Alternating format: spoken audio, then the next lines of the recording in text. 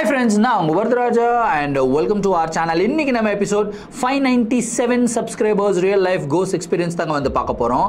நான் சொல்ற சினாரியோவை கொஞ்சம் யோசிச்சு பாருங்க. நீங்க உங்களுடைய வீட்டில் தனியா இருக்கிறீங்க. தனியா இருக்கும்போது 24 மணி நேரமும் யாரோ உங்களை வாட்ச் பண்ணிக்கிட்டே இருக்கிற மாதிரி ஒரு ஃபீல். அது மட்டுமே இல்லாம நீங்க விடுற மூச்சு காத்தும் கூட உங்களுக்கு ரெண்டு டைமா வந்து கேட்குது. உங்க பக்கத்துல யாரோ உட்கார்ந்து மூச்சு விட்டுக்கிட்டு இருக்கிற மாதிரியே இருக்கு. அது மட்டுமே இல்லாம உங்களுக்கு முன்னாடி நிறைய உருவங்கள் அடிக்கடி வந்து போகுது. அந்த உருவங்கள் எல்லாம் உங்களை பயம்படுத்துறதுக்கு முயற்சி பண்ணுதா இல்ல உங்களை ஆளையே காலி பண்றதுக்கு முயற்சி பண்றதா அப்படின்ற ஒரு சந்தேகத்திலே உங்களால உங்களுடைய வாழ்க்கையை ஓட்ட முடியுமா? ஏன் இந்த கேள்வியை கேட்குறேன் அப்படின்னா, இன்னைக்கு நீங்கள் பார்க்க போகிற நிகழ்வில் அப்படிப்பட்ட மிகவும் சுவாரஸ்யமான சம்பவம் தாங்க காத்துக்கிட்டு இருக்கு. இந்த சம்பவத்தை நீங்கள் பார்க்கறதுக்கு முன்னாடி நீங்கள் நம்ம சேனலுடைய புதிய பார்வையாளராக இருந்தாலும் சரி, இல்லைனா நம்மளுடைய சேனலை பார்த்துட்டு இருக்கீங்க, சப்ஸ்கிரைப் பண்ணாமல் பார்த்துட்டு இருக்கீங்க அப்படின்னா தயவுசெய்து சப்ஸ்கிரைப் பண்ணிக்கோங்க. கூடவே இருக்கிற பெல் ஐக்கானை கிளிக் பண்ணிக்கோங்க. அப்போ தான் நான் எவ்ரி ஆல்டர்னேட்டிவ் டே போடுற வீடியோ உங்களால் உடனே பார்க்க முடியும். இப்போ வாங்க ஸ்ட்ரெயிட்டாக வீடியோக்குள்ளே போகலாம்.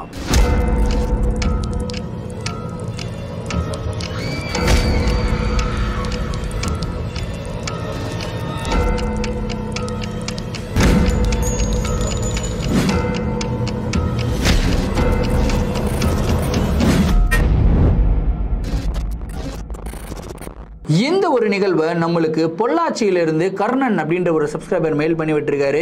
இந்த ஒரு அமானுஷமான நிகழ்வு அவருடைய குடும்பத்துக்கே நடந்த ஒரு அதிபயங்கரமான ஒரு நிகழ்வு அப்படின்னு சொல்லியிருக்காரு. சரி, கதையோடைய ஸ்டார்டில் இருந்தே வர ஆரம்பிப்போமே.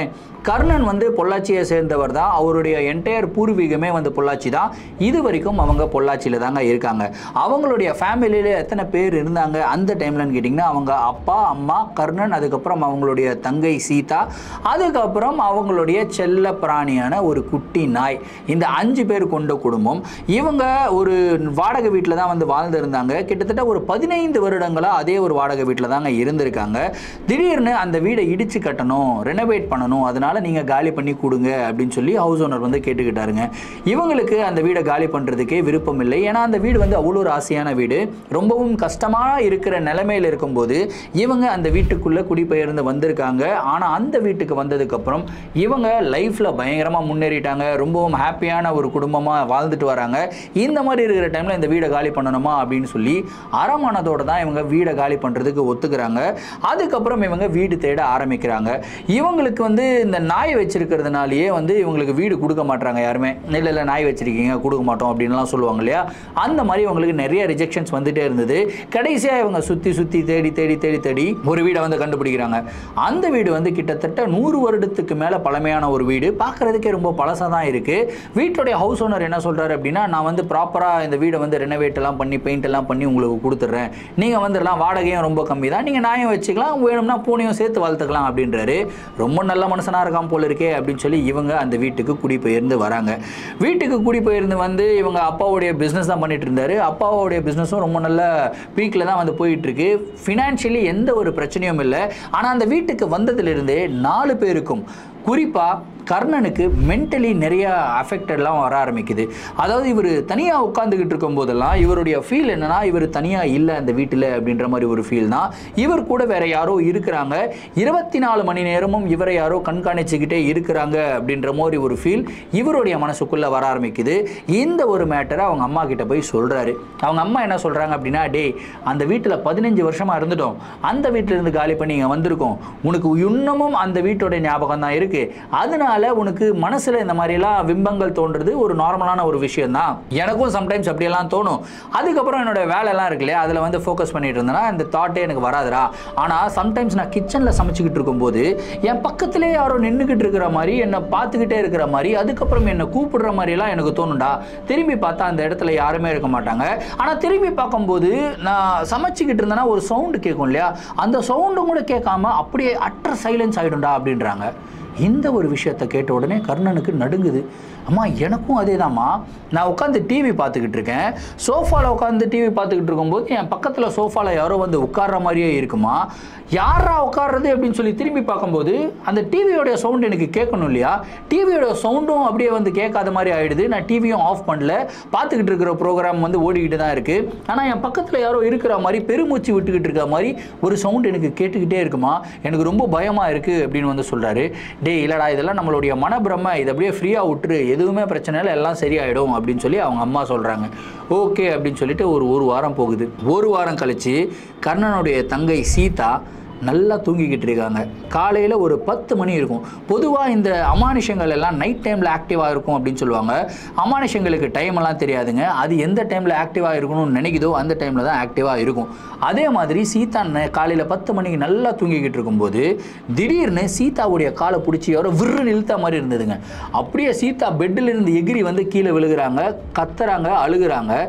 என்னடா இது இவ்வளோ சத்தம் அப்படின்னு சொல்லி அவங்க அம்மா உள்ளே ஓடி வராங்க. என்னடி ஆச்சு, ஏண்டி கீழே படுத்து கிடக்குற அப்படின்னும்போது, இந்த கர்ணன் பையன் சும்மாவே இல்லைம்மா, என் காலை பிடிச்சி சரன்னு இழுத்து விட்டாமா, கீழே வந்து விழுந்துட்டேன் அப்படின்னு சொல்லி அழுகுறாங்க. அப்போ அவங்க அம்மாவுக்கு பயம் வருதுங்க. ஏன்னா அந்த டைமில் வீட்டில் அவங்களையும் சீதாவையும் தவிர வேறு யாருமே கிடையாது.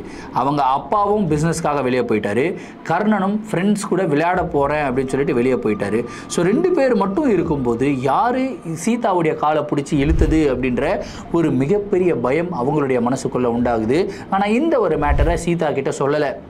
சொன்னால் கண்டிப்பாக அவங்க பயந்துருவாங்க அப்படின்னு சொல்லிட்டு ஃப்ரீயாக விட்டுடுறாங்க. அவங்க போயிட்டு அவங்களுடைய வேலையை பார்க்க ஆரம்பிச்சிடுறாங்க. அதுக்கப்புறம் நைட்டு வருதுங்க. நைட்டு வர வர அவங்க அம்மா ஒரு சின்ன சின்ன விஷயங்கள் எல்லாமே நோட்டீஸ் பண்ண ஆரம்பிக்கிறாங்க. அதாவது இவங்க ஃபேமிலியாக உட்காந்து சந்தோஷமாக பேசியே பல நாட்கள் ஆயிடுச்சு அப்படின்ற ஒரு விஷயத்தை நோட் பண்ணுறாங்க. இவங்களுக்கு ஒரு பழக்கம் இருக்காங்க. அதாவது காலையில் ஆஃப்டர்நூன் நீங்கள் எங்கே வேணால் வெளியே போகலாம், எங்கே வேணால் வெளியே போய் சாப்பிட்லாம், பிரச்சனை கிடையாது. ஆனால் நைட் டைம் டின்னர் ஃபேமிலியாக எல்லாருமே ஒன்றா உட்காந்து தான் சாப்பிட்ணும். சாப்பிடும்போது எந்த ஒரு எலக்ட்ரானிக் கேஜெட்ஸ், டிவி போடக்கூடாது, ஃபோன் எடுக்கக்கூடாது கையில்.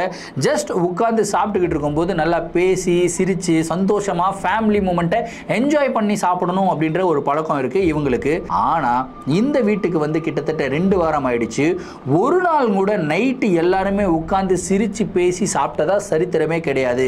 இன்ஃபேக்ட் 4 பேருமே வீட்டில் தான் இருப்பாங்க. சாப்பிட வாங்க அப்படின்னு சொல்லி கூப்பிட்டா, இல்லை எனக்கு பசிக்கல, கொஞ்சம் நேரம் கழித்து சாப்பிட்றேன் அப்படின்னு வந்து சொல்லுவாங்க. அதுக்கப்புறம் ஒரு சில பேர் வந்து என்னென்னா எனக்கு பசியே இல்லை, நான் வந்து எனக்கு வேணாம் அப்படின்னு சொல்லிட்டு நெக்லெக்ட் பண்ணிட்டு போயிடுவாங்க. இதே மாதிரி பேட்டர்ன் வந்து நடந்துகிட்டு இருக்கு. இந்த ஒரு பேட்டர்னை அவங்க அம்மா நோட்டீஸ் பண்ணுறாங்க. என்னடா இதே மாதிரி பிரச்சனை வந்துகிட்டே இருக்கே அப்படின்னு சொல்லி யோசிச்சுக்கிட்டே இருக்கும்போது அந்த இடத்துல யாரோ நடந்து போற மாதிரி ஒரு பிம்பம் அவங்களுடைய கண்களுக்கு தென்படுதுங்க. இதை பார்த்த உடனே அவங்களுடைய மனசெல்லாம் அப்படியே பட நடிக்க ஆரம்பிக்குது. அந்த உருவத்தை அவங்க ஃபாலோ பண்ணிக்கிட்டே இருக்காங்க. நேராக அந்த உருவம் எங்கே போய் நிற்குது அப்படின்னு கேட்டிங்கன்னா அவங்களுடைய மகள் சீதாவுக்கு பின்னாடி போய் நிற்குதுங்க. நின்றுட்டு அந்த உருவம் வந்து அதோடைய கையை எடுத்து சீதாவுடைய தலையில் அப்படியே கோதி விடுறது. அதாவது முடி வந்து நீளமாக இருக்குமா சீதாவுக்கு, அந்த முடியை அப்படியே கோதி விட்டுக்கிட்டு இருந்தால் எப்படி இருக்குமோ அந்த மாதிரி ஒரு காட்சியை பார்க்குறாங்க. காட்சியை பார்த்த உடனே இவங்க கத்துறாங்க. கத்துனதில் பயந்து போய் சீதா எழுந்து அம்மா என்னம்மா ஆச்சு அப்படின்னு சொல்லி திரும்புகிறாங்க. அந்த செகண்டில் அந்த உருவம் அந்த இடத்துல இருந்து மறையுது. இந்த மேட்டரை சீதா கிட்ட சொல்லலாமா வேணாமா அப்படின்னு ஒரு தயக்கம் இருந்தாலும் தன்னுடைய மகளுக்கு ஏதாவது ஆபத்து வந்துருமோ அப்படின்னு சொல்லி பயந்து இந்த ஒரு விஷயத்தை அவங்களுடைய கணவர்கிட்ட ஷேர் பண்ணுறாங்க. அவருமே ரொம்ப பயந்துடுறாரு. என்னடி நீ சொல்கிற, இந்த மாதிரி புதுசாக சொல்கிற, இது மாதிரி நான் கேள்விப்பட்டதே கிடையாது, நம்மளுடைய குடும்பத்துக்காக எப்படி அப்படின்னுலாம் வந்து சொல்ல ஆரம்பிக்கிறாரு. அதிர்ச்சியில் பேச ஆரம்பிக்கிறாரு. அவங்க சொல்கிறாங்க, ஆமாம் இந்த மாதிரி நடந்தது, என்னுடைய கண் முன்னாடி பார்த்தேன். இல்லை நீ 2-3 நாளாகவே சரியாக தூங்கலை அப்படின்னா இந்த மாதிரி பிம்பங்கள் எல்லாம் தெரியும் அப்படின்னு சொல்லி நான் எங்கேயோ படிச்சிருக்கேன். தயவு செய்து போய் நல்லா தூங்கு, ரெஸ்ட் எடு, வேலையெல்லாம் விட்டுரு, வெளியே கூட வாங்கி சாப்பிட்டுக்கலாம், ஒன்றும் பிரச்சனை இல்லை, நீ சமைக்கணுன்ற அவசியமே கிடையாது, கம்முன்னு போய் படுத்து தூங்கு அப்படின்றாரு. அவங்களும் போய் ரெஸ்ட் எடுக்கிறாங்க. ரெஸ்ட் எடுத்துகிட்டு எழுந்து வராங்க. ரொம்ப ஃப்ரெஷ்ஷாக ஃபீல் பண்ணுறாங்க. கிட்டத்தட்ட ஒரு 3 மணி நேரம் நல்லா தூங்கியிருப்பாங்க, எந்த பிரச்சனையும் இல்லை, ஃப்ரெஷ்ஷாக ஃபீல் பண்ணுறாங்க. இவங்களே வந்து கன்வின்ஸ் பண்ணிக்கிறாங்க, ஓகே இது வந்து நம்ம தூங்காதனால தான் நம்மளுக்கு இந்த மாதிரி பிம்பங்கள் எல்லாம் தெரியுது அப்படின்னு சொல்லி கன்வின்ஸ் பண்ணிவிட்டு அவங்களுடைய வேலையை ஸ்டார்ட் பண்ணுறாங்க. நைட்டு வலுக்கட்டாயமாக எல்லாரும் வந்து அந்த டின்னர் டேபிளில் உட்காந்து தான் ஆகணும், எல்லாருமே இன்றைக்கி ஒன்றா டின்னர் சாப்பிடணும் அப்படின்னு சொல்லி ஒன்றா உட்காந்து டின்னர் சாப்பிட்டுக்கிட்டே இருக்காங்க. சந்தோஷமாக பேசிக்கிட்டு டின்னர் சாப்பிட்டுக்கிட்டே இருக்கும்போது திடீர்னு மொட்டை மாடியில் யாரோ சலங்கை போட்டுக்கிட்டு பரதநாட்டியம் டான்ஸ் ஆடினா எப்படி சவுண்டு கேட்குமோ அந்த மாதிரி சவுண்டு கேட்குது. என்னடா இது மொட்டை மாடியில் யாரோ வந்து ஆடுற மாதிரி சவுண்டு கேட்குது அப்படின்னு சொல்லி இவங்க எல்லாம் வெளியே ஓடுறாங்க. மொட்டை மாடியில் போய் பார்க்குறாங்க. லைட்டு போட்டு பார்த்தா அந்த இடத்துல யாருமே இல்லை. கரெக்டாக இவங்க மொட்டை மாடிக்குள்ளே என்டர் ஆகும்போது அந்த சலங்கை சத்தம் அப்படியே கப்சுப்புன்னு நின்றுடுதுங்க. இவங்க மொட்டை மாடியிலிருந்து வெளியே வராங்க. வீட்டுக்கு படிக்கட்டில் இறங்கும்போது திரும்பியும் அந்த சலங்கை சத்தம் கேட்குது. திரும்பியும் அவங்க மொட்டை மாடிக்கு போகிறாங்க. எட்டி பார்க்குறாங்க. லைட்டு போட்டு பார்த்தா யாருமே இல்லை. அந்த இடத்துல ஒரு சைலன்ஸ் அப்படின்னா சாதாரணமான ஒரு சைலன்ஸ் இல்லைங்க. மொட்டை மாடிக்கு நைட் டைமில் போனாலே கண்டிப்பாக இந்த காற்றடிக்கிற சவுண்ட் எல்லாமே லைட்டாக கேட்கும் இல்லையா? அந்த டைமில் வந்து ஆடி மாதம்னுவாங்க. ஆடி மாதத்தில் பயங்கரமாக காற்றடிக்கும். அந்த மாதிரி காற்றடிக்கிற சவுண்ட் எல்லாமே கேட்டுக்கிட்டு இருந்தது. ஆனால் இவங்க அந்த மொட்டை மாடிக்கு போன உடனே அந்த காற்று அடிக்குது எல்லாமே இவங்களுக்கு தெரியுது. காற்றை வந்து ஃபீல் பண்ணுறாங்க. மரம் ஆடுது எல்லாமே இவங்களுடைய கண்களுக்கு தெரியுது. ஆனால் அந்த சவுண்ட் எதுவுமே 3-4 பேருடைய காதுகளுக்கும் கேட்கல.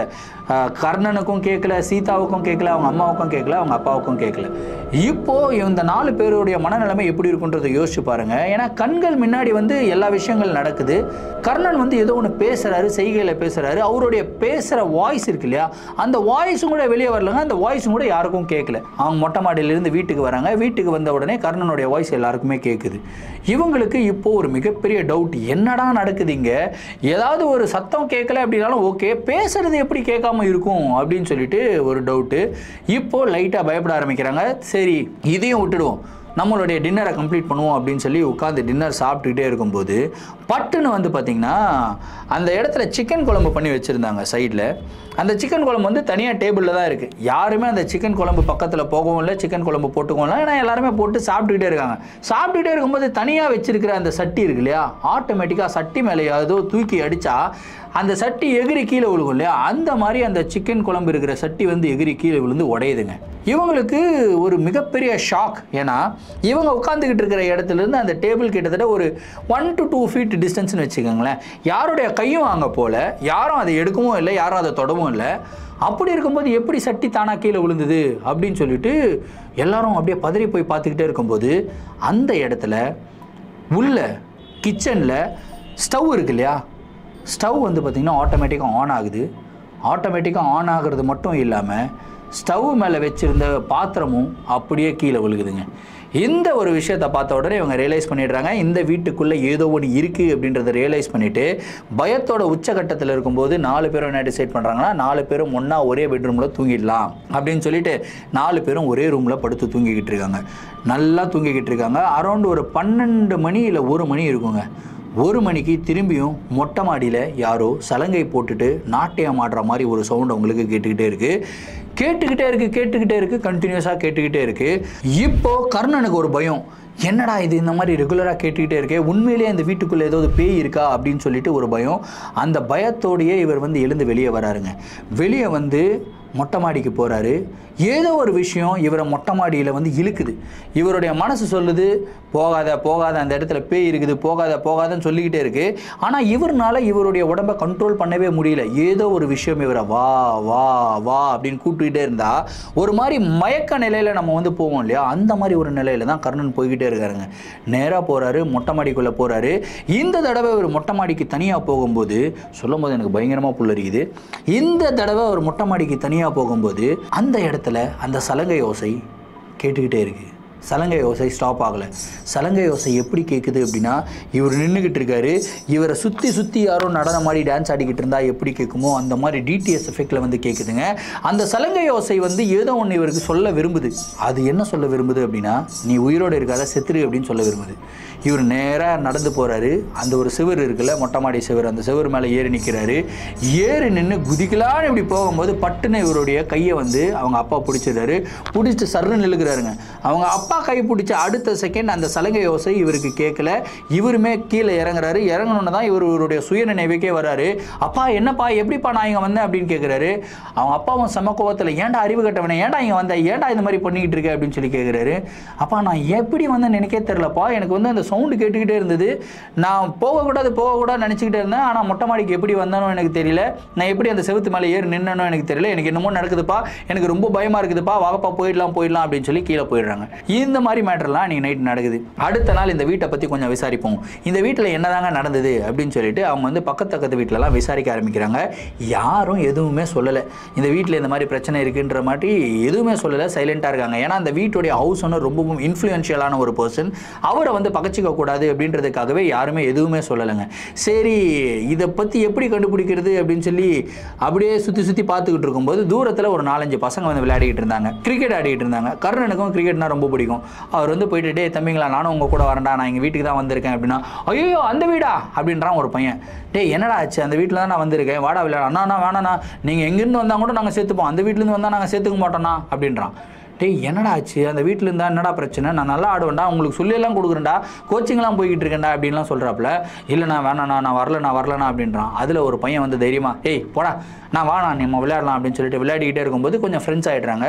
ஃப்ரெண்ட்ஸ் ஆகிட்டு ஒரு மணி நேரம் கழிச்சு கர்ணன் வந்து கேட்குறாரு, டே அந்த வீட்டிலேருந்து வந்தேன்னா ஏன்டா பயப்படுறீங்க, என்னடா ஆச்சு அப்படின்னு கேட்கும்போது அப்போ தான் அந்த ஒரு பயங்கரமான ஒரு நிகழ்வை பற்றி அந்த பையன் வந்து சொல்கிறான். ஆனால் இந்த வீட்டில் இதெல்லாம் நடந்ததெல்லாம் எனக்கு தெரியாதுண்ணா, ஆனால் அப்பா அம்மா பேசும்போது நான் கேட்டிருக்கேன்னா இந்த மாதிரி அந்த வீட்டில் அப்பா பொண்ணு பையன் அம்மா 4 பேர் இருந்தாங்களான்னா அந்த பொண்ணு வந்து டான்ஸில் பயங்கர இன்ட்ரெஸ்ட், டான்ஸ் ஆடிக்கிட்டே இருக்கும். இது வந்து அவங்க அப்பாவுக்கு வந்து சுத்தமாக பிடிக்காது. இன்ஃபேக்ட் அந்த பையனுக்கும் சுத்தமாக பிடிக்காது. 2 பேரும் அந்த பொண்ணை வந்து பயங்கரமாக டார்ச்சர் பண்ண ஆரம்பிச்சிருக்காங்க. அதில் அந்த பொண்ணு ரொம்ப வெக்ஸ் ஆகி என்ன பண்ணிடுச்சு அப்படின்னா அவங்க சாப்பிட்ற சாப்பாட்டில் விஷத்தை கலந்து கொடுத்துருச்சுன்னா அது தெரியாமல் அவங்க அம்மாவும் சாப்பிட்டாங்க, அந்த 2 பேரும் சாப்பிட்டாங்க, 3 பேரும் இறந்து போயிட்டாங்க. 3 பேரும் இறந்து போன சோகத்தை தாங்க முடியாமல் அந்த பொண்ணும் வந்து அதோட உயிரை எப்படி எடுத்துக்கிச்சுன்னா மொட்டை மாடியிலேருந்து கீழே விழுந்து செத்து போயிடுச்சுன்னா இது கிட்டத்தட்ட ரொம்ப வருடம் முன்னாடி நடந்த ஒரு நிகழ்வுன்னு சொல்லி பேசிக்கிட்டாங்க. அதுக்கப்புறம் அந்த வீட்டில் வந்து வந்தவங்க எல்லாருமே அந்த ஒரு வாரத்துக்கு கேப்பில் வந்து காலி பண்ணிட்டு போயிட்டாங்க. ஏன்னா அந்த வீட்டுக்குள்ளே அவ்வளோ அட்ராசிட்டிஸ் வந்து நடந்துகிட்டு இருக்கு. இப்படியெல்லாம் பண்ணிக்கிட்டு இருக்கும்போது நீங்கள் வந்து கிட்டத்தட்ட ஒரு 3 வாரம் ஆயிடுச்சு, நீங்கள் இன்னும் அந்த வீட்டில் இருக்கிறீங்க அப்படின்றதே வந்து ஆச்சரியமாக பேசிக்கிட்டு இருந்தாங்க அப்பா அம்மாலாம். ஆனால் நேற்று நைட்டு ஏதோ ஒன்று பயங்கரமாக கதற மாதிரி சவுண்ட் எல்லாமே எங்கள் வீட்டில் கேட்டுச்சுன்னா நான் நல்லா தூங்கிக்கிட்டே இருந்தேன். திடீர்னு அப்பா எழுந்துக்கிறாரு, அவங்க அம்மாவும் எழுந்துக்கிட்டாங்க. எழுந்து வந்து குசு குசுன்னு பேசிக்கிறாங்க. அதில் எனக்கு தூக்கம் போயிடுச்சு. அப்படியே ஒட்டு கேட்டுக்கிட்டு இருக்கும்போது சொல்கிறாங்க இந்த மாதிரி பாரு பக்கத்து வீட்டில் ஏதோ பிரச்சனை ஆரம்பிச்சிச்சு, இந்த மாதிரி பயங்கரமாக கதறல் சவுண்டெல்லாம் கேட்குது அப்படின்னு வந்து சொல்லிக்கிட்டு இருந்தாங்கண்ணா அப்படின்னு வந்து சொல்கிறாங்க. இப்போ கர்ணனுக்கு ஒரு ஷாக்கு, நைட்டு எதுவுமே பண்ணலையே, யாரும் கத்தலை, அப்படி இருக்கும்போது எப்படி பக்கத்து வீட்டிலலாம் கதறல் சவுண்டு கேட்டுச்சு அப்படின்னு சொல்லி இன்னொரு பையன் இருக்கான். அவன் வந்து இந்த சைடு வீட்டு ரைட் ஹேண்ட் சைடில் இருக்கான். அந்த பையனை கூப்பிட்றாப்புல, டேய் உங்கள் வீட்டில் ஏதாவது சவுண்டு ஏதாவது கேட்டுச்சாடா அப்படின்னு இருக்கும்போது ஆமாண்ணா ஏதோ ஒரு பொருள் வந்து மாடியிலேருந்து பொத்துன்னு கீழே விழுந்தா எப்படி சவுண்டு கேட்குமோ அந்த மாதிரி கேட்டுச்சுன்னா நாங்கள் கூட பயந்துட்டோம், யாரோ வந்து கீழே தான் விழுந்துட்டாங்கன்னு பயந்துட்டோம் அப்படின்னு சொல்லி அந்த பையன் சொல்கிறான். இதை கேட்ட உடனே கர்ணனுக்கு கொலையெல்லாம் நடுங்குது. கொய்யால என்னடா இது, நான் மொட்டை மாடியில் செவுரு மேலே ஏறி நின்றுக்கிட்டு இருந்தேன், எங்கள் அப்பா வந்து கையை பிடிக்கலன்னா அப்படியே கீழே விழுந்துட்டுருப்பேன், அந்த மாதிரி ஒரு நிலைமையில் இருந்தேனே, ஆனால் இவங்க உண்மையிலேயே கீழே விழுந்த மாதிரி சவுண்ட் எல்லாமே கேட்டிருக்கு அப்படின்னு சொல்லிட்டு அவருமே பயப்படுறாப்புல. இந்த மேட்டர் நேராக போயிட்டு அவங்க அப்பா அம்மா கிட்ட சொல்கிறாப்புல. சரி உடனடியாக இந்த வீட்டை வந்து காலி பண்ணிவிடுவோம் அப்படின்னு முடிவு பண்ணிவிட்டு அவங்க வீட்டை விட்டு வெளியே போகிறாரு அவங்க அப்பா வீட்டை விட்டு வெளியே போன அடுத்த செகண்ட் என்ன ஆகுதுன்னா அவங்க வீடு வந்து ஃபஸ்ட் ஃப்ளோரில் ஃபர்ஸ்ட் ஃப்ளோர்லேருந்து கீழே இறங்கி ரோட்டில் நடந்து போகிறாரு. நேராக வந்து அவருடைய தலையில் வந்து ஒரு செங்கல் விழுதுங்க. செங்கல் விழுந்ததில் அவர் அப்படியே மயக்கம் போட்டு கீழே விழுந்தார். அப்படியே ஹாஸ்பிட்டலுக்கு கூப்பிட்டு போகிறாங்க. அன்கான்ஷியஸாக ஐசியூவில் அட்மிட் பண்ண வேண்டிய ஒரு நிலைமை அவங்க அப்பாவுக்கு. என்னடா இது இப்படி ஆகிடுச்சு அப்படின்னு சொல்லிட்டு அவங்க அம்மா வீட்டில் உட்காந்து அழுதுகிட்டே இருக்காங்க. அவங்க அம்மா என்ன சொல்கிறாங்கன்னா ஸ்டே என்னால் இந்த வீட்டுக்கு வந்ததுனால தான் பிரச்சனை, இந்த வீட்டை விட்டு காலி பண்ணிவிட்டு எப்படியாவது போயிடணுண்டா அப்படின்னு சொல்கிறாங்க. அடுத்த செகண்டு அவங்களுடைய கேஸ் சிலிண்டர் இருக்கு இல்லையா, சிலிண்டர் வந்து பார்த்திங்கன்னா பயங்கரமாக லீக் ஆகுது. கேஸில் வந்து பர்னர் ஒரு அளவுக்கு தான் வந்து ஹை ஃப்ளேம் வரும், அப்படியே நெருப்பு பிளம்பு வந்து இவ்வளோ தூரத்துக்கு அப்படியே வந்து பயங்கரமாக பற்றிக்கிட்டு எரியிற மாதிரி வந்து எரியுதுங்க. இந்த ஒரு விஷயத்தை பார்த்த உடனே இவங்க ஒரு விஷயம் ரியலைஸ் பண்ணிடுறாங்க, இந்த வீட்டை விட்டு காலி பண்ணிட்டு போகிறோம் அப்படின்ற ஒரு வார்த்தை நம்ம இந்த வீட்டில் பயன்படுத்தக்கூடாது. யாரெல்லாம் இந்த மாதிரி ஒரு வார்த்தை பயன்படுத்துகிறாங்களோ அவங்களுக்கெல்லாம் ஆபத்து இருக்குது அப்படின்றத வந்து ரியலைஸ் பண்ணிக்கிறாங்க. சரி அந்த ஒரு வார்த்தையை வந்து அவாய்ட் பண்ணிக்கிறாங்க. அடுத்த ஒரு வாரம் இப்படியே போகுது. அடுத்த வாரம் கர்ணன் வந்து உட்காந்து படம் பார்த்துக்கிட்டு இருக்காரு டிவியில். நல்ல ஒரு காமெடி படம், சிரித்து சந்தோஷமாக பார்த்துக்கிட்டே இருக்காரு. நல்லா சிரிச்சுக்கிட்டு இருக்கும்போது பலார்னு யாராவது வந்து ஓங்கி அரைஞ்சா எப்படி இருக்குமோ அந்த மாதிரி யாரும் அரைகிறாங்க. அரைஞ்ச அறையில் என்ன ஆகுதுன்னா அவருடைய 2 பல்லு வந்து வெளியே வந்து விழுகுதுங்க. யாரா அரைஞ்சதுன்னு திரும்பி பார்க்குறாரு. அப்போ தான் அவர் ரியலைஸ் பண்ணுறாரு வீட்டில் இவரை தவிர வேறு யாருமே கிடையாது. என்னடா இது யாரா என்ன அடிச்சது, பல்லெல்லாம் வேறு உடஞ்சிருச்சுன்னு சொல்லி அவங்க அம்மாவுக்கு கால் பண்ணி அம்மா இந்த மாதிரிலாம் ஆயிருக்குமா அப்படின்றாரு. நீ வந்து சைலண்ட்டாக வெளியே வந்துரு, எதுவுமே பேசாத, சைலண்ட்டாக எழுந்து வெளியே வா, ரியாக்ஷனே காட்டாத அப்படின்றாங்க. அவர் இருந்து வெளியே போய்ட்றாரு. சீதா அவங்க தங்கச்சிக்கு கால் பண்ணி இந்த மாதிரி வீட்டுக்கு வராத, வெளியே வந்துரு, அம்மா வந்து பெரியம்மாவோடைய வீட்டுக்கு வர சொல்லிட்டாங்கன்னு சொல்லி பெரியம்மாவோட வீட்டுக்கு போகிறாங்க. அங்கே போய் எல்லாருமே செட்டில் ஆயிடுறாங்க. அதுக்கப்புறம் அந்த ஹவுஸ் ஓனர் போட்டு பிடின்னு பிடிச்சி செம்ம ஏறி ஆடுறாங்க. அதுக்கு அந்த ஹவுஸ் ஓனர் சொல்கிறாரு, ஏங்க இந்த மாதிரி ஒரு நிகழ்வு நடந்தது தான், அது கிட்டத்தட்ட பல வருடங்களுக்கு முன்னாடி நடந்தது, கிட்டத்தட்ட ஒரு 20 வருஷம் அந்த வீட்டுக்கு யாருமே வராமல் தாங்க இருந்தாங்க, நாங்கள் காலியாக தான் வச்சுருந்தோம், உண்ணாமமாக இருக்கும் அந்த பேய் அப்படின்றாரு. இப்போ தான் இவங்களுக்கு தெரிய வருது, ஐயோ உண்மையிலேயே பேய் இருக்குதா அந்த வீட்டில் அப்படின்றாங்க. ஆமாங்க, உண்மையிலே ஒரு 2-3 பேயெல்லாம் இருந்ததுங்க. அதுலேயும் குறிப்பாக இந்த ஆம்பளை பசங்களை பார்த்தாலே அந்த பேய்க்கு ரொம்ப பிடிக்காது. ஏன்னா அந்த நாட்டியம் ஆடினாங்கன்னா சொன்னல அந்த பெண், அந்த பெண்ணை ரொம்ப டார்ச்சர் பண்ணது யாருன்னா அவங்க அண்ணன் தானா. அதனால அந்த கண்ணன் கேரக்டர் யாரிங்க, கர்ணன் தானே. கர்ணனை பயங்கரமாக டார்ச்சர் பண்ணியிருக்கு, அவர் வந்து போட்டு அடிச்சிருக்கு. இன்ஃபேக்ட் கர்ணன் சந்தோஷமாக சிரிக்கிறது வந்து அந்த ஒரு ஆன்மாவுக்கு வந்து பிடிக்கலங்க. அதனால தான் கர்ணனை ஓங்கி அடிச்சிருக்கு, பல்லெல்லாம் உடஞ்சி கீழே விழுந்திருக்கு. இந்த ஒரு மேட்ரு தெரிஞ்சதுக்கப்புறம் யார் அந்த வீட்டுக்கு திரும்பி போவாங்க? இவங்க 4 பேருமே அதுக்கப்புறம் அந்த வீட்டுக்கு போகவே இல்லை. இவங்களுடைய சொந்தக்காரங்களை வச்சு தான் அந்த வீட்டில் இருக்கிற பொருளெல்லாம் வெளியே கொண்டு வராங்க. இன்ஃபேக்ட் அவங்களுடைய ரொம்ப நீடலான பொருள்கள் மட்டும் தான் வெளியே எடுத்திருக்காங்க. சரி டிஸ்போஸ் பண்ணலாம் அப்படின்ற மாதிரி பொருள்கள் எல்லாம் அப்படியே தூக்கி போட்டு எரிச்சிட்டு இவங்க வந்து வெளியே வந்துட்டாங்க. அதுக்கப்புறம் அந்த வீட்டில் என்ன ஆச்சுன்னு கேட்டிங்கன்னா, அந்த வீட்டுக்கு யாருமே வரல. இந்த நிகழ்வு நடந்து கிட்டத்தட்ட ஒரு 5-6 வருஷம் இருக்கும். அந்த வீட்டுக்கும் யாரும் வரல. பக்கத்து வீட்டுக்காரங்களாம் பயங்கரமாக வந்து பிரச்சனை பண்ணி அந்த வீடை வந்து இடிக்க வச்சுட்டாங்களாம். இன்றைக்கி அந்த வீடு வந்து இடித்து காலியான ஒரு நிலமாக தான் இருக்குது. அந்த காலி நிலத்துலையும் இவங்க வந்து பூஜை எல்லாமே பண்ணியிருக்காங்க. ஆனால் என்ன பூஜைகள் பண்ணாலும் அந்த இடத்துல பயன் கொடுக்கல அப்படின்னு தான் சொல்கிறாங்க. இன்னைய வரைக்கும் அந்த பக்கத்து வீட்டில் இருக்கிறவங்களுக்கு ஒரு பயத்தோடு தான் வாழ்ந்துக்கிட்டு இருக்காங்க. ஏன்னா நைட்டு ஒரு 12 மணி ஆனால் யாரோ மொட்டை மாலையிலிருந்து கீழே விழுகிற மாதிரி ஒரு சவுண்டு கேட்குறது, அதுக்கப்புறம் சலங்கை போட்டுக்கிட்டு பரதநாட்டியம் ஆடுற மாதிரி சவுண்டு கேட்குறது, இந்த மாதிரி நிகழ்வுகள் ரெகுலராக அந்த இடத்துல நடந்துக்கிட்டே இருக்குங்க. இது வரைக்கும் நடந்துக்கிட்டு இருக்கு. நீங்கள் பொள்ளாச்சியிலிருந்து இந்த வீடியோவை பார்த்துக்கிட்டு இருந்தீங்க அப்படின்னா அந்த இடம் எந்தவா இருக்கும் அப்படின்றத கெஸ் பண்ணி கமெண்ட்டில் மென்ஷன் பண்ணுங்கள். இந்த ஒரு வீடியோ ரொம்பவும் சுவாரஸ்யமாக இருந்திருக்கும் அப்படின்றதுல எந்த விதமான ஒரு சந்தேகமும் இல்லை. இந்த ஒரு வீடியோவை பற்றின உங்களுடைய கருத்துக்கள் என்ன அப்படின்றத கமெண்ட் பாக்ஸில் சொல்லுங்கள். இதே மாதிரி உங்களுடைய வாழ்க்கையில் ஏதாவது அமானுஷமான நிகழ்வுகள் நடந்திருந்து அந்த நிகழ்வுகளை எங்கட ஷேர் பண்ணணும்னு நினச்சிங்கன்னா என்னுடைய இன்ஸ்டாகிராமில் ஃபாலோ பண்ணிவிட்டு என்னோட இன்ஸ்டாகிராமில் டிஎம் பண்ணுங்கள். இல்லை நான் என்னுடைய மெயில் ஐடிக்கு மெயிலாக சென்ட் பண்ணிவிடுங்க. கண்டிப்பாக உங்களுடைய நிகழ்வுகளும் நம்மளுடைய சேனலில் வீடியோஸாக போடப்படும். மீண்டும் அடுத்த வீடியோவில் சந்திக்கும் வரை நான் உங்கள் Varadaraja signing off. Thank you and bye.